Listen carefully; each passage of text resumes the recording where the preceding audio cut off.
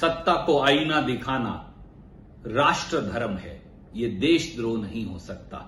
और देश की सुप्रीम कोर्ट ने आज इसी बारे स्पष्ट संदेश दिया है। सत्ता के सिंहासन पर बैठे निरंकुश शासक, लोगों की आवाज कुचलने वाले निरंकुश राजा, जन विरोधी नीतियों की आलोचना पर जनता को जेल की सलाखों के पीछे डालने वाले शासक जान लें कि अब जनता उठ चुकी है। जनता की आवाज को ना कुचला जा सकता, ना उसका दम घोटा जा सकता, ना उसे दबाया जा सकता, क्योंकि राष्ट्र धर्म में सरकारों की आलोचना और शासकों को सच का आईना दिखाना हमारा धर्म है।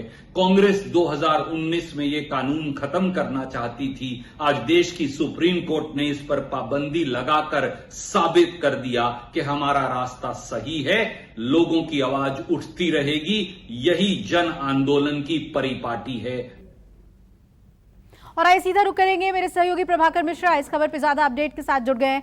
प्रभाकर, इस कानून पर जो रोक लगाया गया, अब उस पर सियासी पार्टियां रिएक्शन भी दे रही हैं, किस तरीके से इसका इम्पैक्ट होगा? केंद्र सरकार और राज्य सरकार को क्या डायरेक्शंस दी गई? देखिए, सुप्रीम कोर्ट ने साफ कर दिया कि चूंकि केंद्र सरकार ने हलफनामा दायर किया था और केंद्र सरकार की तरफ से जो बात कही गई थी कि आपको यानी सुप्रीम कोर्ट को इस पर पुनर्विचार करने की कोई जरूरत नहीं है, क्योंकि केंद्र सरकार इस पर पुनर्विचार कर रही है। पहले हालांकि सरकार इसके लिए तैयार नहीं थी, लेकिन लगा कि सुप्रीम कोर्ट ही पुनर्विचार करेगा, इसलिए सरकार मान गई। तो अब सुप्रीम कोर्ट को ने परमिशन भी दे दी कि आप इस पर करिए। लेकिन कोर्ट की चिंता यह थी कि इस दौरान जिन लोगों के खिलाफ राजद्रोह के मामले लंबित हैं या जब तक पुनर्विचार नहीं हो जाता है तब तक इस कानून का क्या होगा, ये एक बड़ा सवाल था। और उस पर सुप्रीम कोर्ट ने आज जो आदेश दिया है वो ये दिया है कि तब तक जब तक पुनर्विचार नहीं हो जाता तब तक इस कानून पर रोक लगा रहेगा। और साथ ही साथ केंद्र सरकार और राज्य सरकारों को निर्देश दिया गया है कि इस राजद्रोह का मुकदमा दर्ज नहीं किया जाएगा, यानी आईपीसी सेक्शन 124A के तहत मुकदमा दर्ज नहीं किया जाएगा। दूसरी महत्वपूर्ण बात यह है कि जिनके खिलाफ ये मामले लंबित हैं उन मामलों पर आगे कोई कार्रवाई नहीं होगी, यानी कोई ट्रायल की कार्रवाई आगे नहीं बढ़ेगी। और एक महत्वपूर्ण बात यह कि राजद्रोह के मामले में जो लोग सलाखों के पीछे बंद हैं वहां पर जमानत के प्रावधान नहीं होते हैं। तो इस मामले में सुप्रीम कोर्ट ने साफ किया कि राजद्रोह के मामले में जो लोग सलाखों के पीछे हैं वो लोग अदालतों का रुख कर सकते हैं, संबंधित अदालतों का रुख कर सकते हैं और उनके जमानत पर शीघ्रता से सुनवाई होगी। तो ये इस लिहाज से बहुत बड़ी खबर है।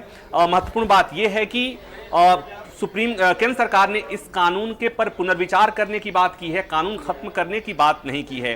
और एक दिन पहले ही केंद्रीय कानून मंत्री ने भी बात कही थी कि कानून खत्म नहीं होगा।